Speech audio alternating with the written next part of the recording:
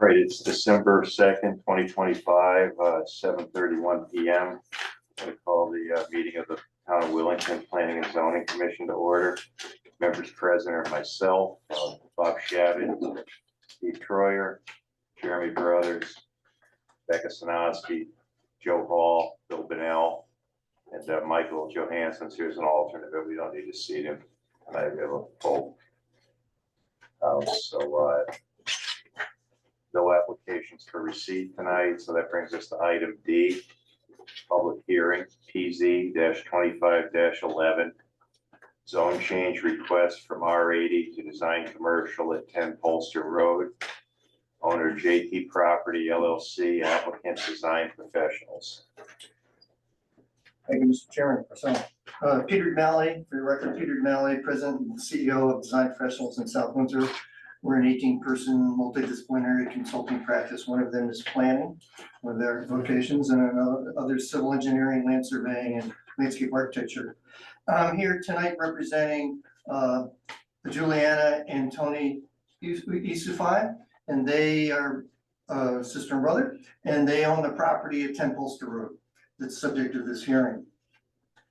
So let me get into the meat of it.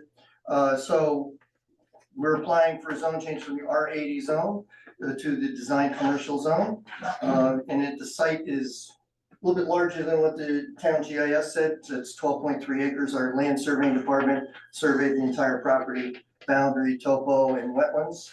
Indeed, we had Ian Cole, a professional wetland scientist, flag the wetlands quite some time ago.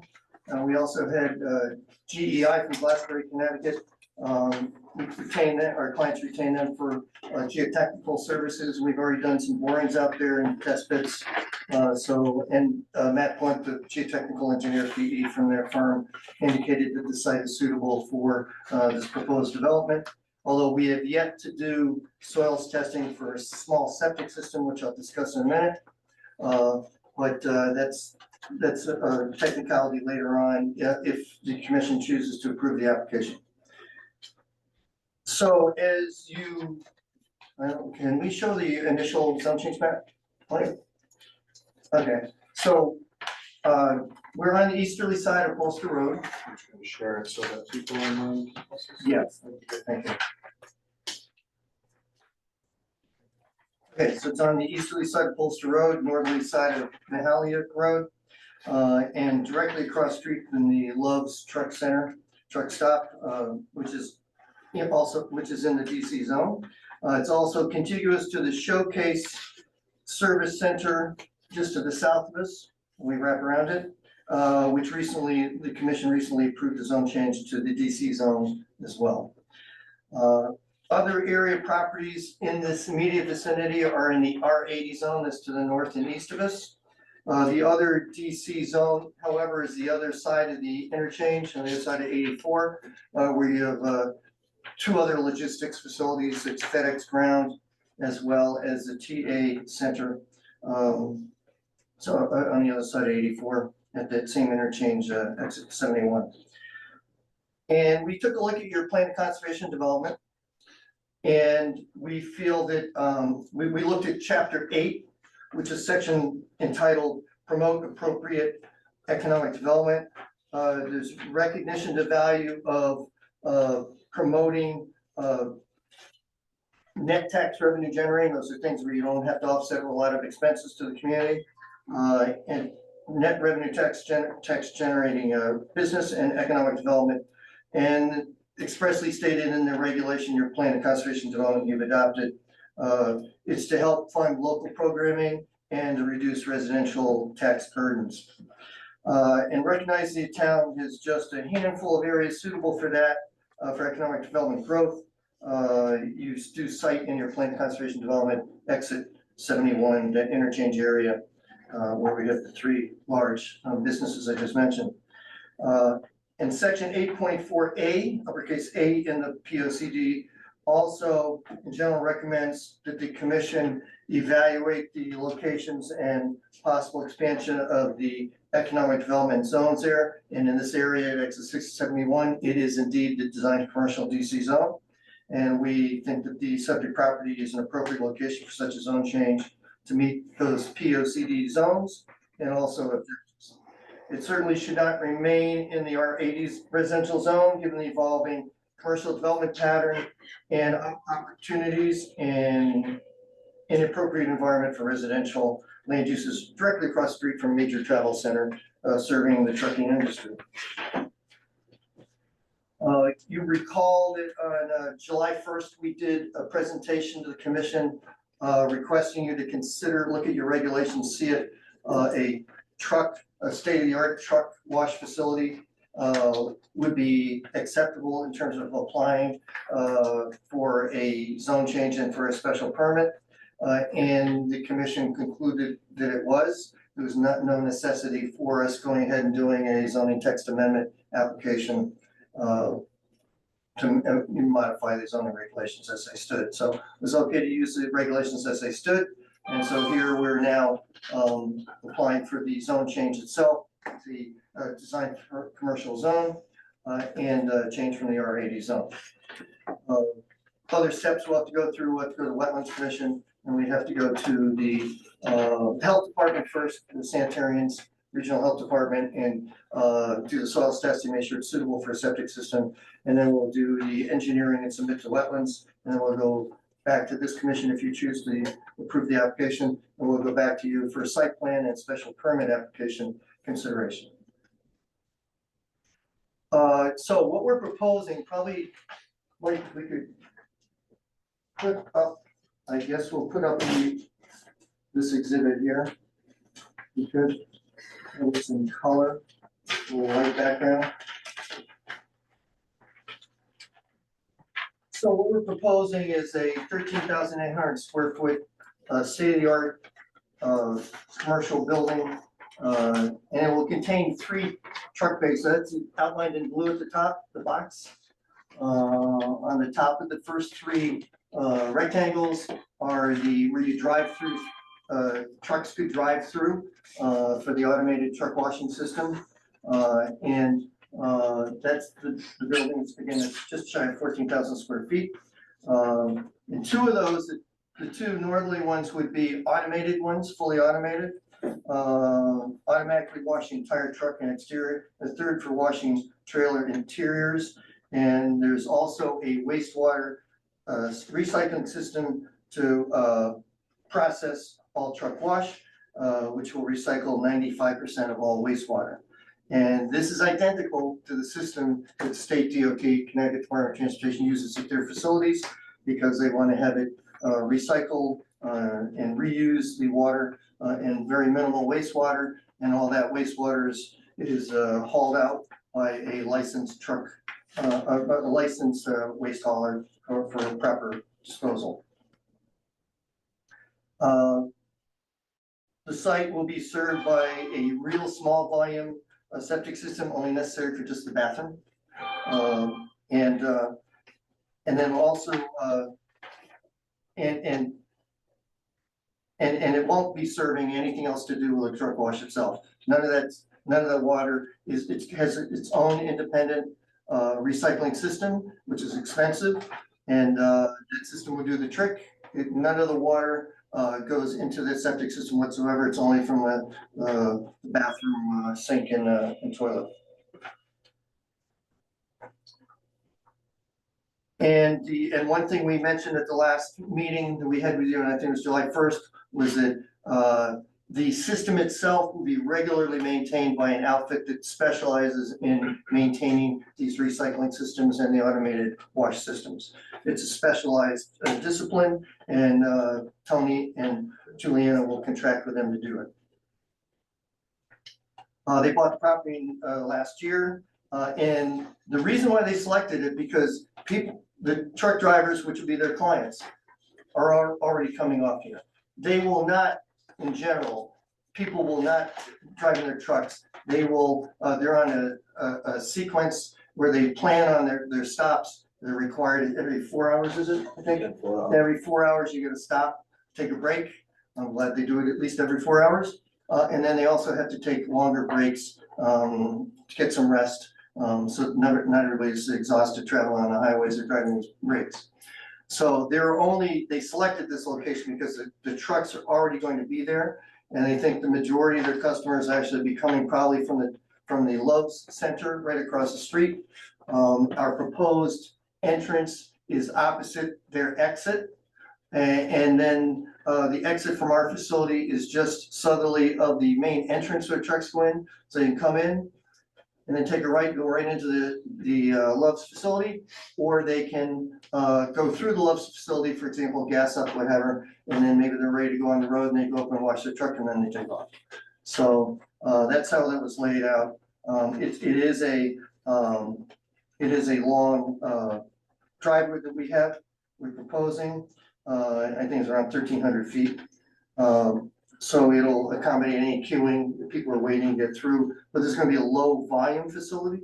It takes what, 10 to 15 minutes for each truck to be washed.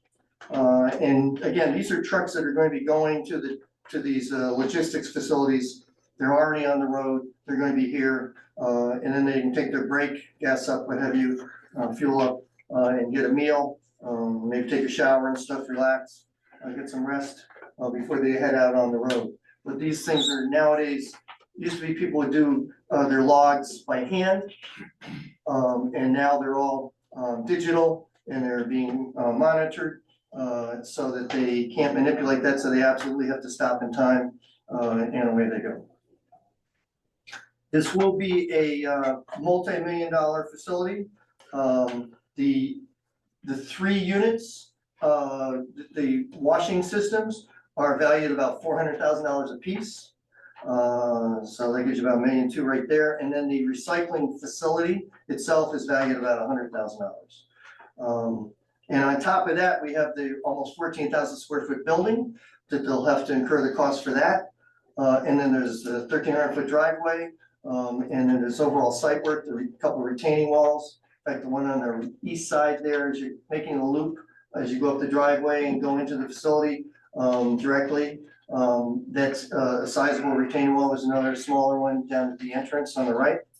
But they'll have to incur quite a bit of site work to make this happen. So it's clearly a multi-million-dollar facility.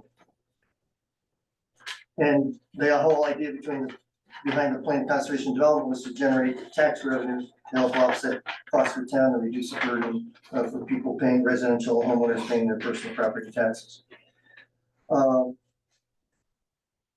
And we do believe this is complementary to the logistics uses in the area. And we don't see that it'll have any adverse impact on the environment. Just like what DOT does, we're not discharging anything into the environment which will hurt it. Mike communicated in a letter to us when you made your decision that we did not require a zoning text amendment. He asked our clients to take a look at further acquiring property from people who sold them the property owner to the north, if they could acquire additional property. And they attempted multiple times along with their attorney and to no avail to try to negotiate to acquire property. They're unable to do that. So that was not an option for them after months of trying. So then on July 16th, you also Mike indicated in his letter to us that the commission would like to, because there's a minimal amount of economic development potential land in the town, that you'd like to have another facility. So if you look, can you scroll it up a little bit? Yeah, there we go. So that smaller blue rectangle there is proposed to be a self-storage facility, We can have about 3,000 square feet, where we anticipate it's 100 feet long by 30 feet deep, so you can have 20 by 30 foot units. These are popular throughout Connecticut, New England. There's always a need for somebody to have this place to store things. So this would be, they're committed to doing this after the truck wash operational, and spend those funds, and then they'll go in and put this facility up as well, and that'll generate additional tax revenue, real property revenue.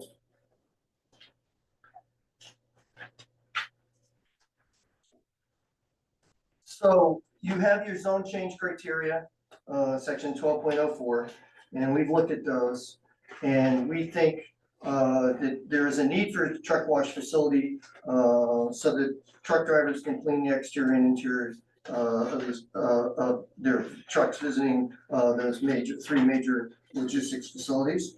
And the only other truck wash area that we're aware of within reasonable range between New York and Boston, certainly between New Haven and here, is like down Milford, or Bridgeport, we should probably say, between Bridgeport and here is in Milford, the Flying J, I think they call it, down there on I-95. But they're not automated and they do not have this state-of-the-art recycling system that we're proposing. So this is something you can go in there and get the whole truck done, all automated, and you select exactly what components you want to have washed and pay the fee. So we think we're meeting the your guidelines in your plan conservation development for economic development and tax generation. We think it's in keeping with the neighborhood that's evolving right here, and that these uses are separated from residential uses consistent with the character and uses of existing highway facilities, particularly I-84, in character with existing likely adjacent structures. Proposed uses are harmoniously grouped on site and with adjoining uses. Traffic, we're not adding to the traffic. We don't think we're adding any additional trips. They're already going to be here at the interchange, particularly across the street. And we don't expect any traffic congestion. They're going up in the Love's facility. You're gonna take it right into our facility, go through and go into the facility to do what they need to do, or they can come out of the facility, come back through and then get back right onto the highway. We think that's gonna be a common occurrence. On-site driveway truck queuing is good. Loading up to the truck washing facility, a long drive. We typically in queuing for trucking, large tractor trailer rigs, we anticipate about 78, 80 feet per truck. So we can accommodate quite a few if we had to, but don't think there would be a need for that. We had to have that long driveway to get up there, so the site would work in terms of maneuvering for the trucks. Let's see what else we have here. Yeah, vehicles, we don't see these trucks be using residential streets to get here. The whole site's gonna be designed, of course, for water quality measures. We have to with the DEP guidelines now, that were released last December. And certainly we're not gonna be polluting with the septic systems just for normal waste from a bathroom. And we've already explored the site. You can advise us if you decide to choose to approve this application, whether or not you think it requires a traffic engineering report. We've also already consulted with the traffic engineer, who's an expert. I've worked with him many times before. So we just don't know the level that you need. Could be a traffic statement, or it could be a full traffic engineering report. That's up to you and your staff to make that decision. We think it's not going to have any impact whatsoever on such things as the town's educational system. We're adding a facility, going to add to your tax base, allow you to offset costs to other taxpayers in town. And so it's meeting the standards. Lots of other uses could go in sites like this in a commercial zone. If you had public water and public sewer, you don't. So there are limitations on this, and we think these are great uses given what's already there, and the traffic patterns and who's going there. This particular use is a good one. And Juliana and Tony look forward to doing it. They bought the property last year, and they very much look forward to doing this development and proceeding with the commission. And if you have any questions, be glad to do my best to answer. Yeah, we'll start with the commission's questions before we move on to the public. I'll kick one off. So you don't anticipate this bringing additional traffic in here? No. The traffic, they're not going to come off 84 to do this. They think that's highly unlikely. Even though the next one is down in Milford at Flying J, where they get a truck wash? The anticipation perhaps Tony can address that too. I used to drive trucks, you know, when you're on the time, you're on a logbook, you know, like the hours. Yeah, you so have. you're using time when you. Yes, you're okay. using time. The people who I used to watch the truck when I do my 10-hour reset. So I have to be parked at Lowe's for 10 hours. I will go across the street and watch the truck. I'm not gonna come off the highway and be late. You can, you know. Okay, It's never happened because I did that for like 5 years. So I know and not all the time I used to wash it, because sometimes you have to go to sleep, you have no time to wash it. You know, Right. all the truck stops, all the truck washes, they like next to a truck stop, like either Lowe's or TA or they're everywhere like that, all over the country. So you don't have time, you know, sometimes you wake up late or you run late. You got 2 hours to do the delivery, you're stuck in traffic, you know, the last thing you think to wash the truck. I hope they come, but I don't think so. Nobody will come off the highway to go wash the truck. Let me do half hour over here, you know, it's just like, it's hard, I don't see it. So 10 to 15 minutes, it looks like, and then they're done with the truck. I wanna piggyback on Walter's. Are you anticipating only Love's traffic? Or the eastbound traffic who comes and goes to I TA, mean, and then that traffic having time? 'Cause So that's, that, everything, that's gonna depend on the time they have. Not everybody goes to Lowe's, they're gonna come there, you know what I'm saying? They might not have time to wash the truck. You know, it don't matter, because they can go to Lowe's, get diesel and leave. It's not that mean they're gonna wash the truck, everybody who goes there.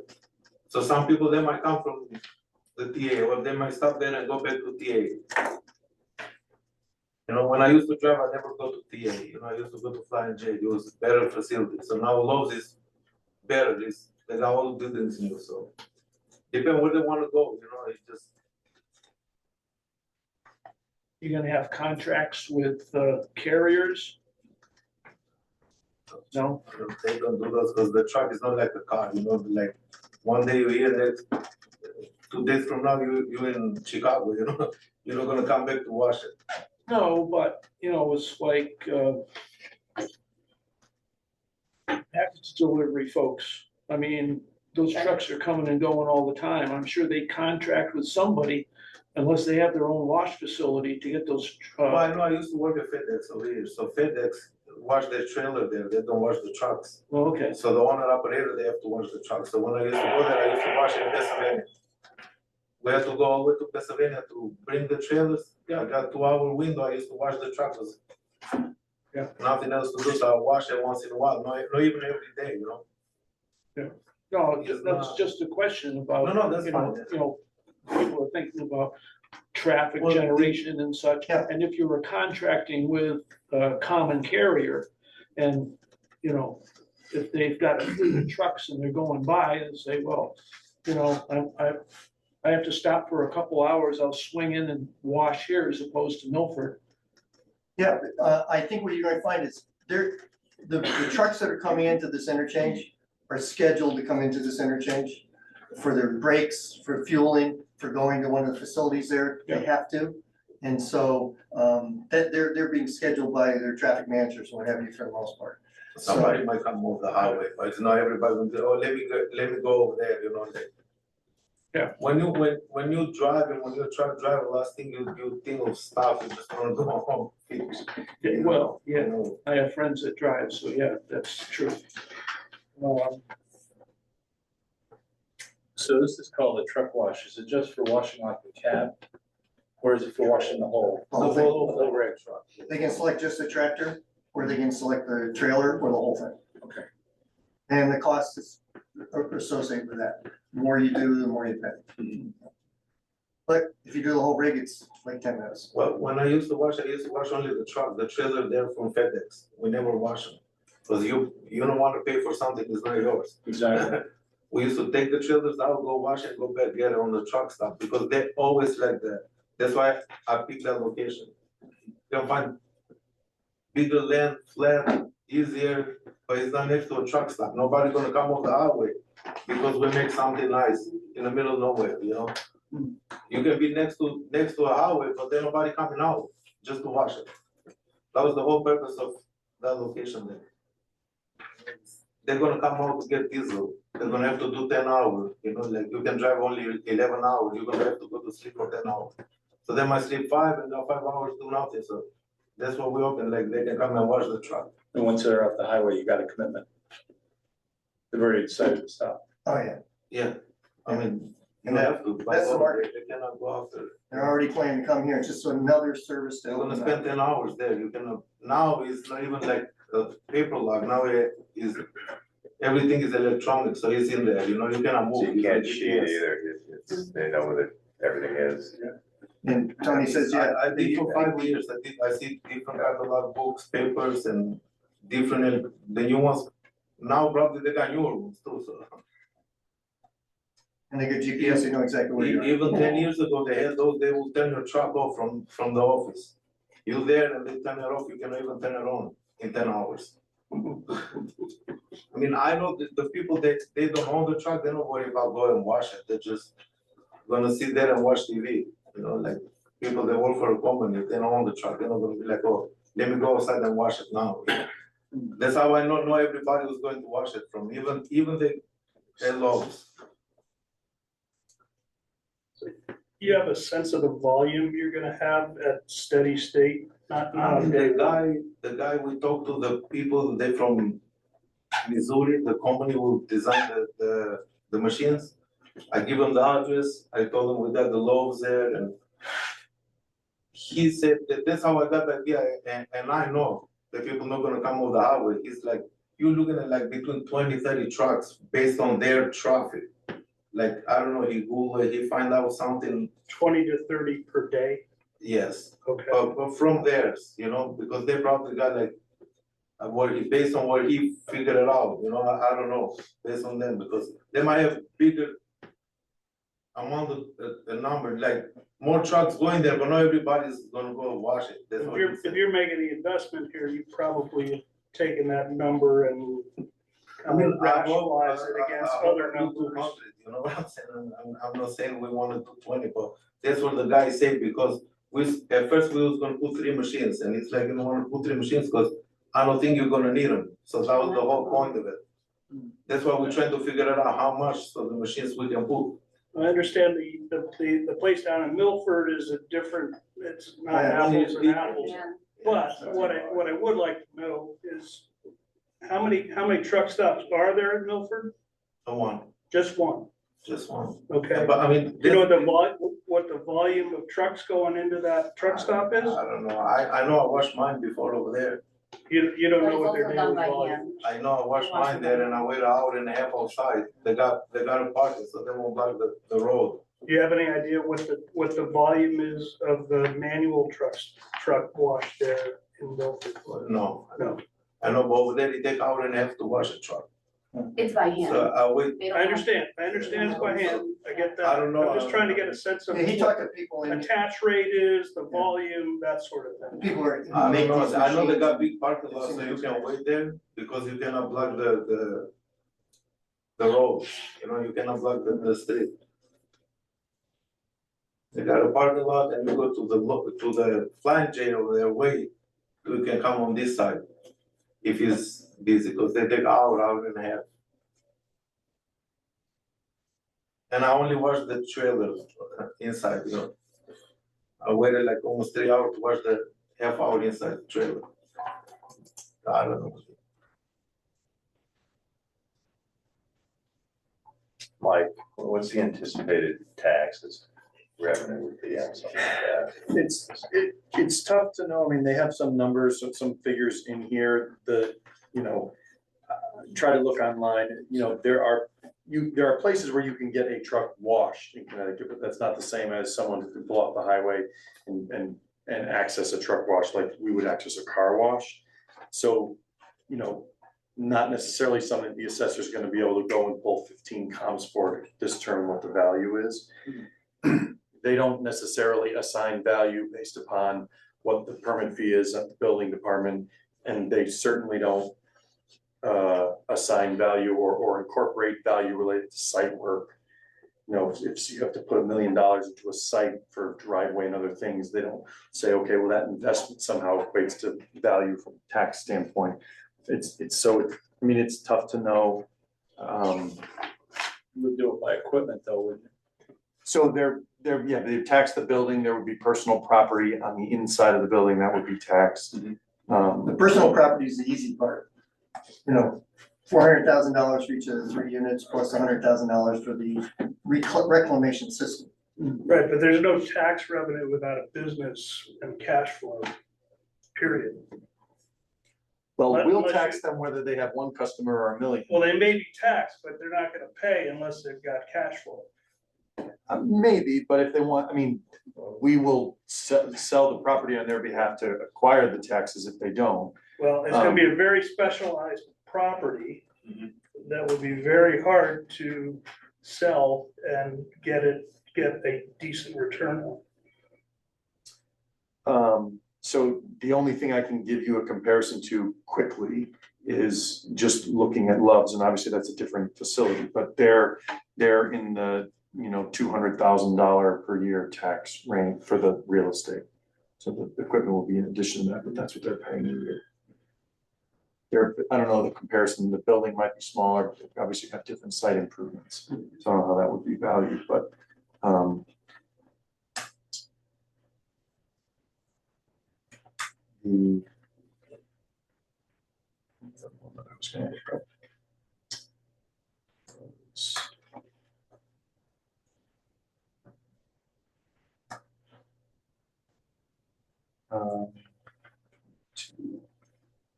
Well, I could see them getting more business when the exit ramp gets screwed up because someone comes off of it wrong. Everyone gets stuck up at Lowe's at times and go washing trucks. Sorry. Might as well.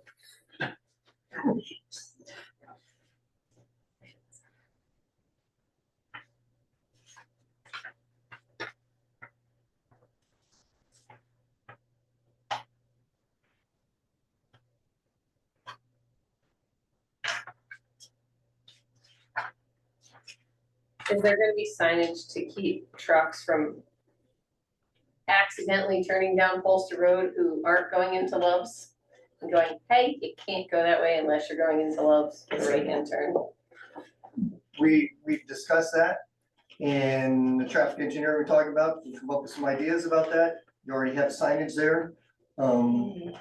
Somebody may do it occasionally, but the whole idea is people, and that's a disaster, I know, it's a bridge down there. sure But the idea here is people will come out of Love's and then go through it and go out after they finish Love's, or they'll just be going into Love's. The main purpose from the getting off the exit is to go to these travel centers. So, and then get back on the highway to get going. They gotta make deadlines, so they're on the highway. These are not local trips, these are interstate trips. They're long haul, these are long haul people. We'll get to the public. Is it a 24/7? Is it 24/7? Is it? 24/7? Yep, that's a plan. So the only comment that I want to make is, just to remind everybody, is that the only thing in front of the commission right now is the zone change. Now, obviously, you want to have an understanding of the intent behind the zone change, and we can't ignore that, especially when there was an informal discussion and all the backgrounds. However, they haven't designed the whole facility yet, so they're giving you the information as they have it right now. And you don't want to base your decision off of the information they're giving it to you now, because they don't have all the information, nor should they. I'm not faulting them for it. But, hours of operation, employees, trips per day, traffic, turning movements, all that grading, all those things are going A to. long way away from that. Correct. And so the only reason I would shy away from having those discussions, aside from the fact that we're not basing the decision for the zone change on the use, because they can ultimately do anything in the DC zone once the zone change is approved, is that their answers are gonna change once they engineer the whole thing. And I don't want to, at a subsequent meeting, you say, well, wait, you told me this. Well, that was before they had it engineered, right? If the commission decides that it's appropriate for them to do a traffic analysis, if this is approved, traffic engineer could say this isn't gonna work, or the trips per day, there's a lot of things that will happen. So do your very best to just kind of focus only on the appropriateness of this parcel going to the DC I zone. appreciate you bringing that up, Mike, because, it's been a long time since we've had something like this in front of us. I remember this from, Yeah, and it's important not to get ahead of ourselves here. Yeah.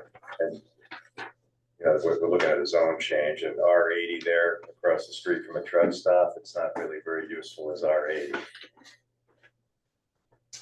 The other thing that he touched on, but I just wanted to look at, because he mentioned you'd have to go to the Wetlands Commission, but I don't know if he pointed out specifically or if we showed it. I guess I just want to touch on it on this. Yeah, we have some wetlands on the property. Yeah, there's Ian Cole, professional wetland scientist, soil scientist, certified soil scientist and wetland scientist. He flagged the wetlands, so there are some wetlands. We're not disturbing those directly to do this particular project. However, we are coming within their upland review area. Do you know what's the 100 feet? it fluctuates. Oh, But Yeah, there's no, or anything like that, but, yeah, so, shoot, assume on. So we'll be regulated by them because we're going to have water quality basins. We're proposing, right now, we've done preliminary concept, I call preliminary engineering by our engineers. And so we're anticipating we're probably going to have two detention, maybe two larger detention basins, water quality basins, we call them now, because sometimes now with the new regulations, everybody wants infiltration if you can, the soils to support it. And we will be looking at that. We've already got some numbers from the geotechnical engineer on that. And then we're gonna have a small, probably likely a smaller one to support the new use on the southerly part of the property, the secondary use. So we're gonna be going to the Wetlands Commission, we'll have to.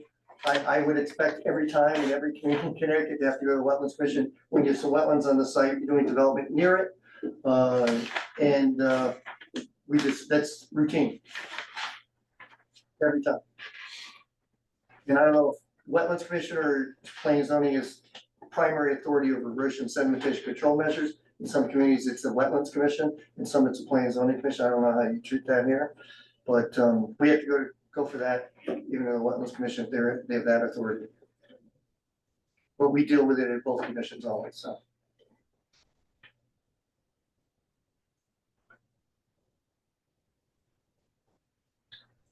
Any further questions from the commission? I'm gonna open it up to the public now.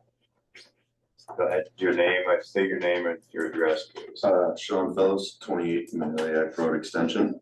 So I'm pretty young, new homeowner here, so I don't know everything about all this stuff, kind of learning it, but as far as I can understand, I've lived there for 5 months now, and trucks are parked everywhere on the sides of the roads.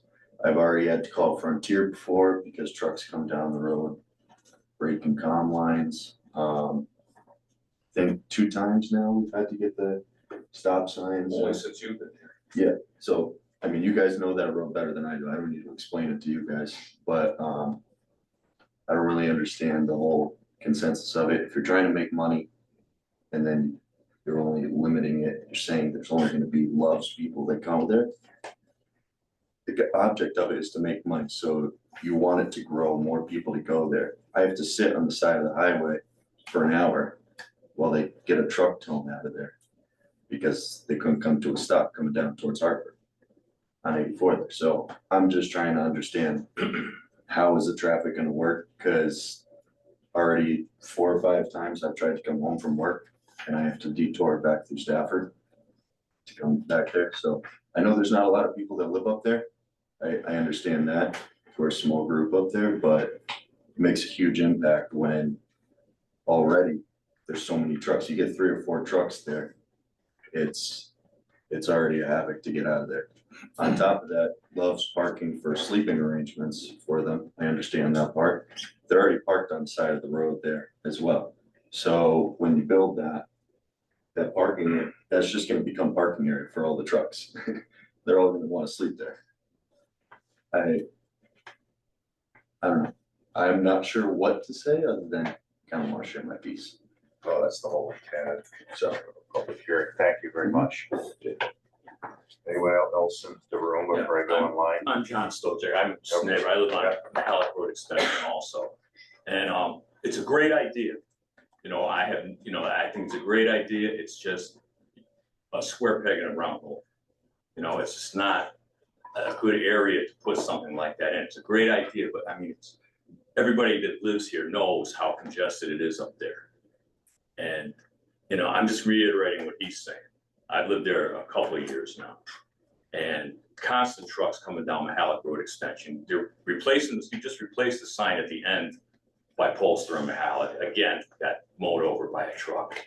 It's just that more congestion down there is just not a good idea. And I know you don't live there, so you don't really know, and it may not be, you know, a big deal to people who don't live in the area, but, you know, there's people live on the Hallett Road too, not just the extension, us three on the extension. You know, so, I mean, we know how congested it is. I mean, he's right, the trucks are always pulled over by the station down there, you know, with problems. It's just gonna add to the congestion. And, you know, I mean, it's a great idea, but I just think there'd be a more appropriate place to put something like a facility like that. That's, you know, just reiterating what he's saying about the traffic. I mean, it's pretty much cut and dry. Thank you. Appreciate it. Gonna move online, Melissa Miller.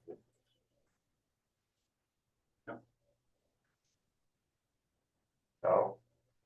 Kathy Demers. Hi, this is Kathy Demers, 48 Mason Road.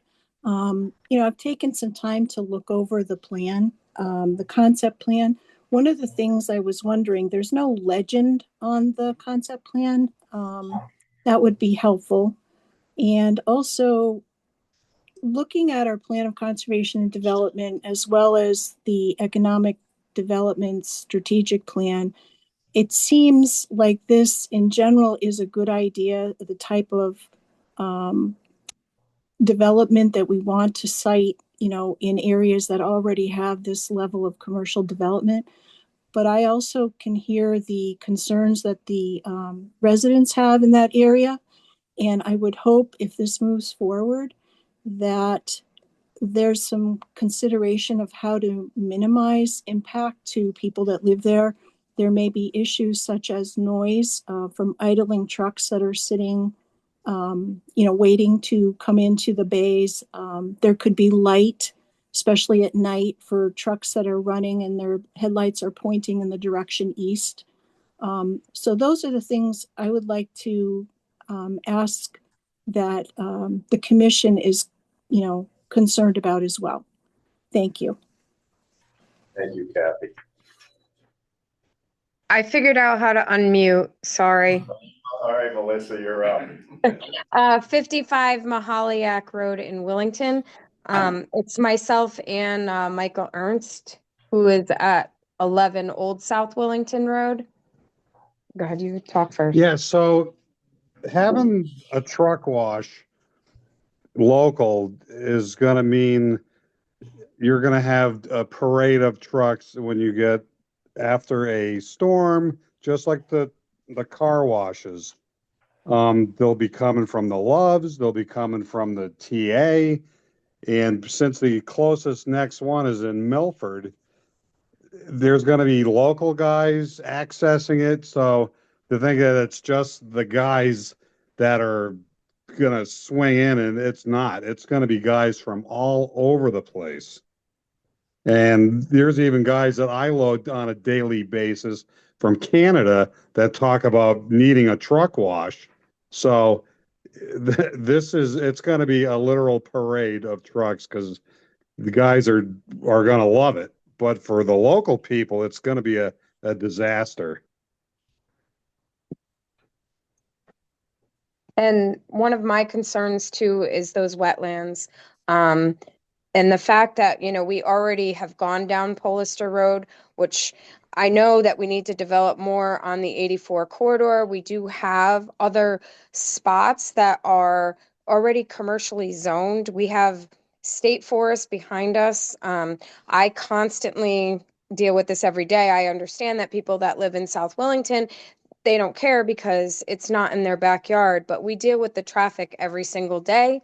We deal with delays. We deal with having to go around many of times. But to say that the traffic isn't going to come from the TA, from the eastbound side, is not true. I mean, they said that when they were going to be building the Loves as this whole thing, that people that were on the westbound were only going to go to the Loves and the eastbound. And that really did not turn out to be the case because I constantly see trucks going back and forth to both truck stops for different reasons.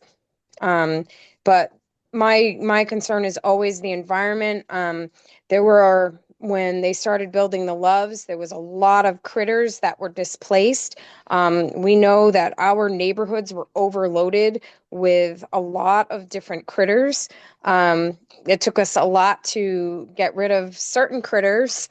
But the concern is safety. I mean, this exit is state roads, and people don't realize how much impact that is going to have. And like Michael said, he knows, he deals with people loading trucks day in, day out from Canada. His woodyard is in Woodstock, where he works, and he knows it's not just going to be just a small amount of people, because like I said, in theory, it is a good idea. I mean, it's a good business plan, but I just don't believe that it should be put on add more traffic to Polister Road and go further down in to disturb our residential and the light pollution we already deal with. And this will just be an added additional light pollution in this area that's really supposed to be more rural. Thank you. Thank you, Melissa. Further questions from the public or comments? I just think that what she said about the noise, I didn't even think of that before, but the noise, it's 24/7 also. I mean, I know you don't live there, you don't realize it, but 24/7 is gonna be a wreck for anybody in that area. And there's people who live a lot closer to it on the Halleck Road than we do on the extension. Thank I you. mean, I didn't even think about that.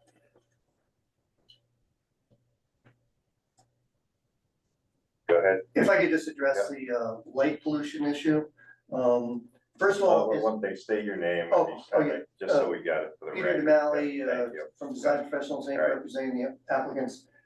From a light pollution perspective, trucks will be coming in, and then they'll be going east, as people are saying, to the east of this development. We have a large retaining wall, so if I could approach. Yeah, go ahead. So as they come in here, and there's a building here, so they're going to take a right to go toward the east. And then as they're making a loop back, that whole area is blocked by a retaining wall. It's up gradient above it. So that area here, and if you look at the, see this point right here on our survey? If you look at it here, this is that point here. So we're talking about developing this portion of it. The easterly portion, we're not proposing to do anything. There's just one area for the septic system. Is that even at that point? Hold on. It's a leach field. Yeah, it's a leach field. Yeah, so we're proposing that area to the east, is largely wooded and, It's gonna remain that way. yeah, there's no reason not to. They're trying to do two uses. One is the truck wash facility, and that's on the westerly part. And then there's one upland area next to the site that just got the zone change recently. We're right next to that for that smaller use. And then all the rest of the property along the Halliack into the eastern part, that remains left alone. So we are having the big retaining wall there, and we're also having, so as they go around, and also you gotta consider that every site we do has full cutoff fixtures, dark sky compliant. Everybody requires that these days. That's our requirement anyway. Oh, yeah, it's a given. So we're not gonna be casting light up. Everything has to be pointing down and full cutoff at the property line, or before that, in this case, it should be probably at that point, full cutoff fixtures and designed that way. So the light pollution doesn't go beyond that site.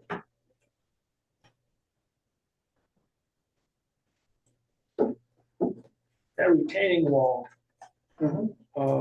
to the east of the driveway right before it Yeah. goes into the facility. Yeah. How high is that? The highest, right now, we've got very preliminary concept. Yep. It could be as high as 18 feet in some section Oh, of okay. it. Yeah. Yeah. That's high.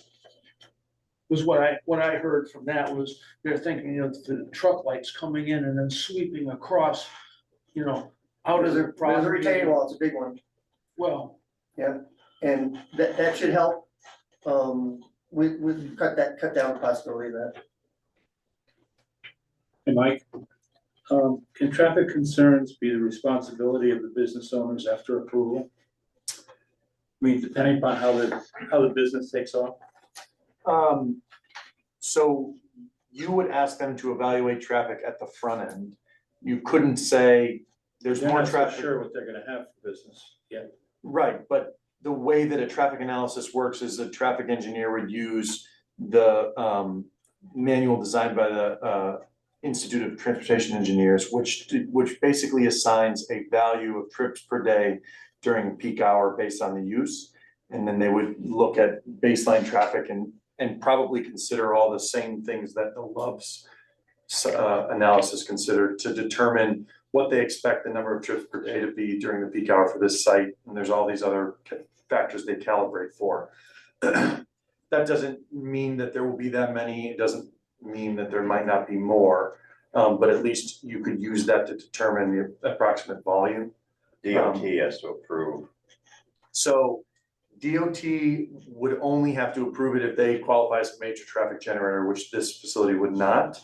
Polster Road's a town road, so they would not need a DOT approval because they're not interacting with the state road. You know, obviously it turns to state at the end of Polster. So the traffic analysis and as Peter mentioned, whether you want a traffic statement or you want a traffic study is really the only opportunity you have to garner data related to what the industry says this site is likely to generate for traffic. There's a maximum number. I did the math. If you assume 15 minutes per day, 15 minutes per wash, 3 bays, 24 hours, you're in the high 200s. So, you know, that is the physical maximum that could happen if they ran 3 trucks every 15 minutes, 24 hours a day, nonstop. It's 200 and something trips spread out over that 24-hour period. I don't know what the Love's traffic analysis showed as far as the number of trips per day on that first piece. But 200 trips per day spread out over 24 hours, you know, you're talking maybe a dozen trips per hour, spread out over 60 minutes, you know, it would be a continuous amount of traffic, but not something that is going to create a situation that trucks are not gonna be able to get off the road. You know that we've dealt with truck parking on Polster, right? We have that saga go on and on. So I think that should this application go forward, you know, the things that we've talked about before, obviously wetlands, that non-negotiable, and all the requirements for site design, landscaping, buffering, lighting. But making sure that if there is additional queuing, that those trucks aren't allowed, are physically not able to queue on Polster, right? You can't make it onto the site, yes, you're not getting your truck wash, keep moving. The turning movements between the two sites and how they interact, I think is also gonna be really important, and that's where we're gonna lean on Joe Dillon to look at that.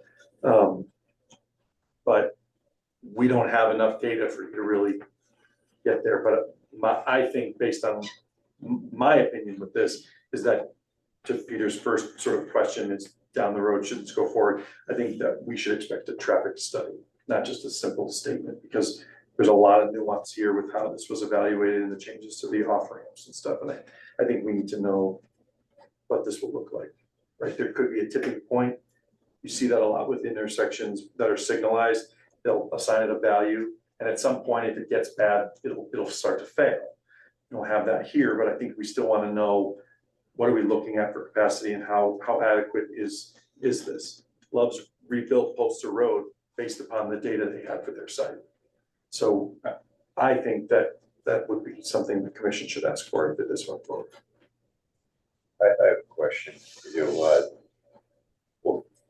And it's probably premature to get a real answer, but how many employees typically work at a site like this? Not many, Couple. per shift. Was Well, yeah, well, it's maximum. It's- Okay, It's an automated system, all right. you don't need many So people, it's minimal, like Yeah. in terms of, and we only have 3 parking Yeah. spaces shown, I think, okay. for employee parking. we don't expect anybody else to go here because you can't get anything else here. So you either pull in with your rig to get washed or you don't pull in at all. So you only need to accommodate 1, 2, or 3 cars maximum. Once it's filled. I guess typically like a non-automated wash would have a lot more people. Oh, yeah. With that, you can hire people to wash it down there and Yes. Flying J's too. Yeah, you can hire people to wash the whole thing for you. They don't have an automated system. It's truly a state of the art. And he was told by, is that the manufacturer in Missouri? Yes. Yeah, manufacturer. They said based on the volume of that highway and the location, they're anticipating 20 to 30. Because we wanted Okay. 3 machines, and they said, you don't need for that location. It's too many. And, yeah, they sell the machines to all the truck washes, or even the car washes, they build from there, the same manufacturer. The guy told me, oh, we can sell you 10, I don't think you should buy 3. He said, start with 1 or 2, and if you need it like that, then you will buy it later, but I don't think you're gonna need the 3rd machine, that's what. I don't know how they calculate the traffic there, but they did that. All right. Further questions? All right. Make a motion to close public hearing PZ -25-11. I'll second. All in favor? Aye. Okay. Which brings us to new business. -11 zone change. Request from R80 to design commercial at 10 Polster Road, owner JT Property LLC, applicant Design Professionals. We can make a decision tonight, but it's not required. So how's the commission feel? Vote on this tonight? You want to bring it up at the next meeting? Do we want the study first? What's that? Do we want the traffic study first? You're not gonna have that. So that would be at the, This is a zone change. Just a Right. zone change.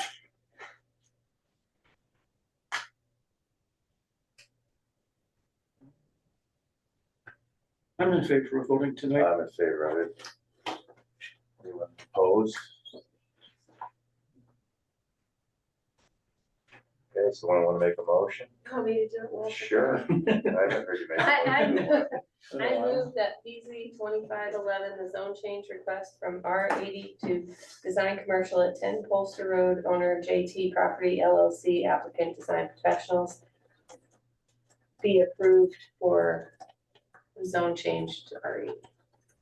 No, No, From our eighty. from R80 to design commercial. I you're can't rusty, think. you're rusty. All right, It's a good thing someone else is paying attention. The cart got before the horse. all right. Okay, do I have a second? I'll second. Okay. Motion's been made and seconded, all in favor? No, discussion. Oh, sorry, I got a vote ahead of myself. Cart before the horse. That's right. All right, any discussion? I think the zoning makes sense. I do think that there's a lot more to be understood here before the project comes forward. It's a good complement to Love's. It's potentially a good complement, to the stuff across the street as well. So I'm supportive of it, but down the road, I think we need to see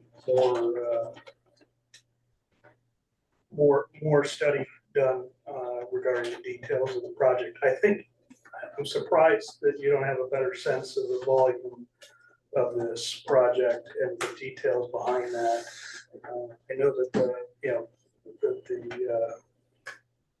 manufacturer is giving you a sense, but that's that's not based on any reality. That's based on their experience. So I think as you said, there's gonna be some things that are gonna have to be looked at pretty carefully here, traffic, noise, all those things are gonna come into play here, environmental, I think it's probably gonna be pretty well handled there, obviously it's gonna be looked at by inland wetlands as well and everything. But, we just gotta be very cautious. We're not creating more impediment to living up in that area. And, you know, the residents there deserve, you know, some thoughtful consideration here with that. And I know tonight we're voting on a zone change. So, you know, that property, nothing's ever gonna happen to it there if we don't do something. But, you know, it is R80. It's just simply not a good lot for residential. Yeah, I think it's a good use for the property. Insofar as if anybody's concerned about the buffering, there's plenty of open lots around it to the north and to the northeast. So, and it certainly falls into what the plan of conservation and development stipulates. What's happened on exit 71 already, this fits that mold that has evolved at that exit on both the westbound and the eastbound side.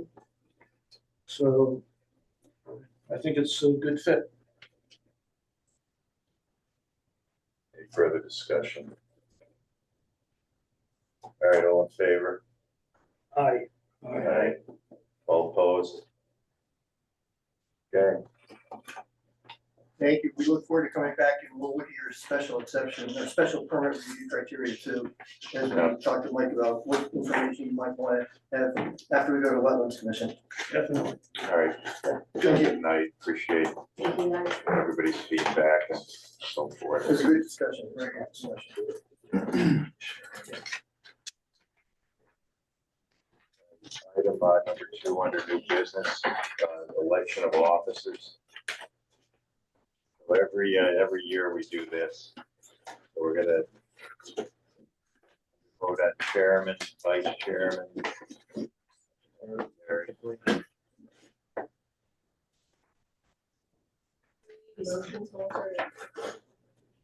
Oh, well, first we gotta have people nominated. I mean, That's what I meant. I would consider it, how would you feel about being vice chair? No, Can we make a motion to have the same slate? Sure that. Yeah. So let's get a second to that. Second. I'm sorry, what does that mean? So basically what it is I'm the current chairman, Bob is the current vice chairman, who's our secretary? Doug was the secretary. So we we need someone nominated for secretary. I'm gonna nominate, Mr. Pennell. I'll second. How many letters for every grade? You don't, No. you know what, if Tim and I don't show up, then you gotta run the meeting. That's what you have to do. Yeah, I can, as a secretary, I can call me.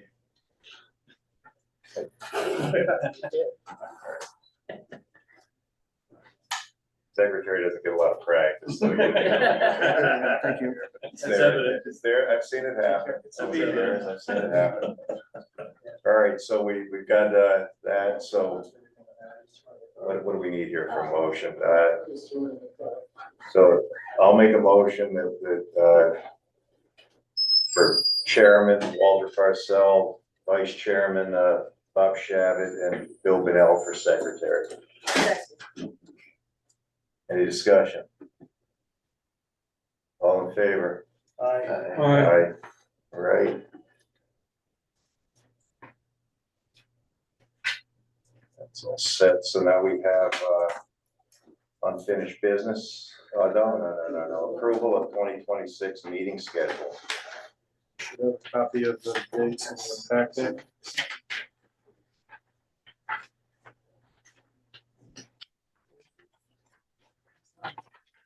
Here it is.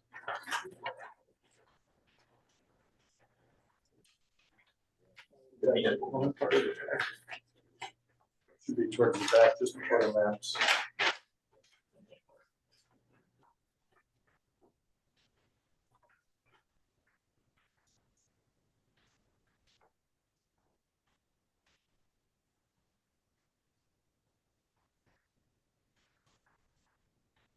don't see any showstoppers here. Anybody have, No, obviously as things evolve, depends how much is on the agenda. In the last year or so, we've canceled quite a few meetings because there's nothing there. We're not gonna drag everybody here. We spent a lot of time discussing, cleaning up regulations and everything. We can do that if people want to meet, on those occasions, but hopefully things get a little busier. We need a motion to Yes, approve. yes, we do. I move we approve the regular meeting dates for 2026 in January, for the first meeting, January 26th. Second. Any discussion? All right, all in favor? Aye. All right, we have our meeting dates. Just to unfinished business, there isn't any. Item G, approval of minutes, October 7th, 2025. I move we accept the October 7th, 2025 minutes as presented. I'll second that. You said, what do we do with the people that weren't here? They abstain. Okay, yeah. Okay, so all in favor? Aye. Abstentions, so, okay. Minutes are approved. No correspondence. Item I, public participation for items not listed on the agenda. So our public in person is cleared out. We have some people online. Anyone have anything? Okay. All right, item J, staff report discussion of the HB 8002, didn't that pass? Yeah, so you may have originally heard about it because the first version of it died or was vetoed by the governor, not signed. We actually met with it here. Yeah. Came to our town hall, I met with him along with the selectmen. So that version died, even though it was passed, he did not sign it. So the special session the process is a little bit different because there are no public hearings associated with it. You can't submit testimony. It's not necessarily a closed session, but there's not that sort of robust dialogue. So the revised version of 5002 was passed. It's called 8002.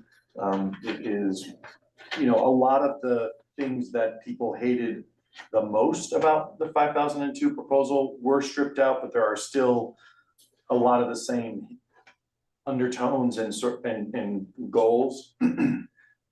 So it's hard to see exactly how some of this stuff is going to shake out because there's continues to be this really big push to just get programs, policies, and money, frankly, to the COGS. And so there are opportunities through here that towns can go and do, create what are called housing growth plans, or you can participate in one that's being created at the regional level. There are a lot of changes, unrelated to housing or, housing sort of creation. There's a section related to parking. It establishes some grant programs and some additional sort of channels for discretionary funds at the state and regional level. A lot of focus again on transit-oriented development, which is not really a focus here. It provides additional incentives or ways for towns to calculate the credits that they would need to achieve an 8-30G moratorium. In other parts of the state, this is a really big deal because they can get the moratorium and obviously have to deal with the applications. So if you do certain things, you can sort of qualify for that. I don't fully understand enough. I'm trying to skim through. There's not, OLR put out a very small sort of overview of it, but I haven't seen anything come from anybody else. They also changed the standards related to the filing of protest petition. And essentially when a certain, when someone is in opposition to an application under the statute, they can file a protest petition or become an environmental intervener. And essentially that they make certain findings and allege certain facts to be true, and they become an equal party to the applicant in the proceeding. They can put on their own testimony, hire their own experts, they get their turn at the microphone, they can, ask questions, just like an applicant sort of like creates a triangle. And there were some changes to that. I don't have the language immediately in front of me, so I think a lot of people are feeling like a lot of the wind came out of the sails with what was previously proposed. I think that there's not a lot that we're going to see. This is not gonna change anything physically, what we're gonna see in town or nearby. We may have to do some work. Essentially, the affordable housing plan that we had drafted, that is gone. Towns will not be adopting affordable housing plans. It's gonna shift to this housing growth plan. So we'll have to do that. And the wetlands commissioners now have to be trained. All of them have to go through training, just like here, by term basis. But why, what was the reasoning there? So people aren't holding things up, they have to. Commissioner, frankly, commissions continue to just make bad and wrong decisions. It is just unbelievable how openly commissions are just making decisions that aren't supported by the regulations, aren't supported by evidence. They just take this approach. And I'm saying this because we staff dozens of commissions around the state and we see it, that the risk of getting an appeal is lower than just approving the project. They'd rather appease people in the audience that don't like the project by denying it and then cross their fingers. Well, what if the applicant doesn't appeal? We'll put it in the hands of the judge. And they recognize that most applicants won't appeal. I think we're a lot more careful than that. You are, you are. It is, I sat at a public hearing last night till 11:15 PM at a town very far from here on an application for a special permit that has been open since June. They have willfully ignored the statutory timeframes to close the public hearing within 65 days. Demanded the applicant continue to give them extensions, which they have because there is no alternative. And they don't feel obligated to go through and deal with the application that's been submitted based upon regulations that they adopted. And, this is just, it's over and over again. You see 8-30G applications that are denied even though they shouldn't be. And so the longer commissions continue to just ignore regulations and statute and staff and expert testimony, the state's just gonna keep saying, fine, we'll keep mandating it, which I think is a shame. I really. Well, because then you lose local control where you should have some, but you can't make bad decisions either. Yeah.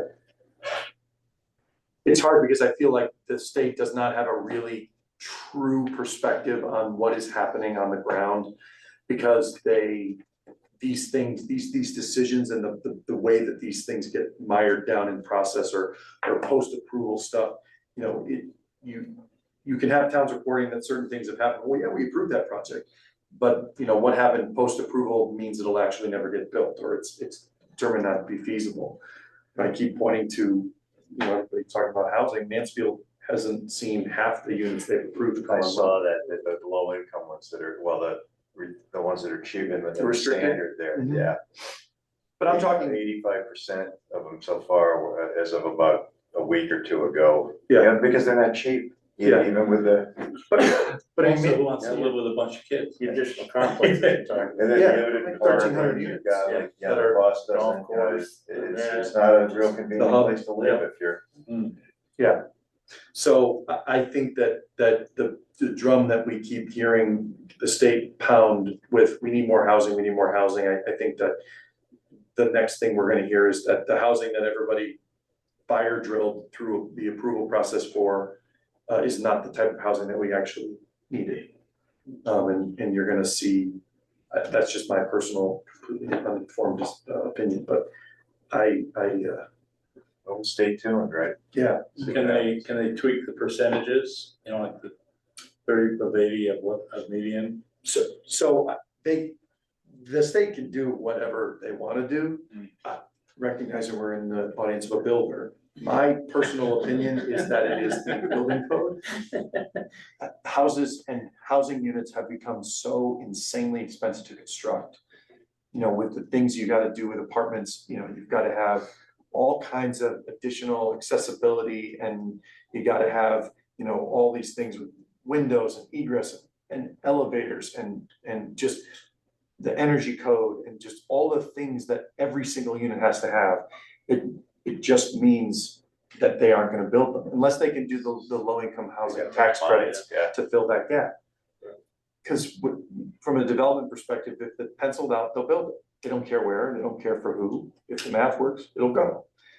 So I think that, you know, every year we see the building code get amended, and these units just get harder and harder and harder to build, and the existing buildings, it's impossible to retrofit them. So you see perfectly good buildings coming down because they just can't make it work.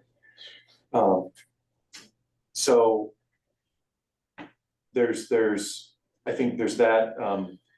They're commissioning also a statewide wastewater study. They've picked up on the fact that a lot of towns, some not far from here, have used sewer avoidance areas, and the concern about having to expand wastewater service or consider it or anything along those lines as an anti-development policy. If your WPCA says we're not expanding our facility and we only have 15% of our capacity left, and we're not giving it up to residential development, then that's it. You can't make the WPCA give you the right to use that facility to discharge wastewater. And if you are served by sewer, you can't put in septic for the public health code. So they're trying to sort of determine where those capacities are and figure out kind of what that looks like at a larger scale. So there may be some more grant programs available for towns that want to do middle housing and other things, but at the end of the day, if the math doesn't work, I think that commissions are getting a bad rap, and they're blaming P&Zs for being the impediment to development. I just don't think that's the case.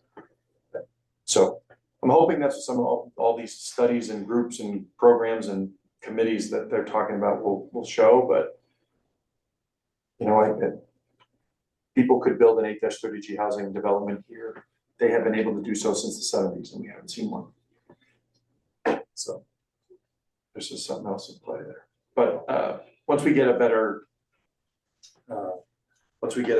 synopsis that's a little bit more clear and kind of see how it's going to shake out and how the cogs are going to respond, we can. I'll get off my soapbox now. That's fine, well, good. Good to hear from you. Reality sets in, you know, there's a lot of things happen and so forth, but reality always somehow tempers everything, you know, with it. So we'll see where it goes. Just I want to reiterate again, welcome Steve and Jeremy. Nice to have the new members. Good seeing everyone. It's been a while since we've met, and it's 8:48 p.m. meeting adjourned.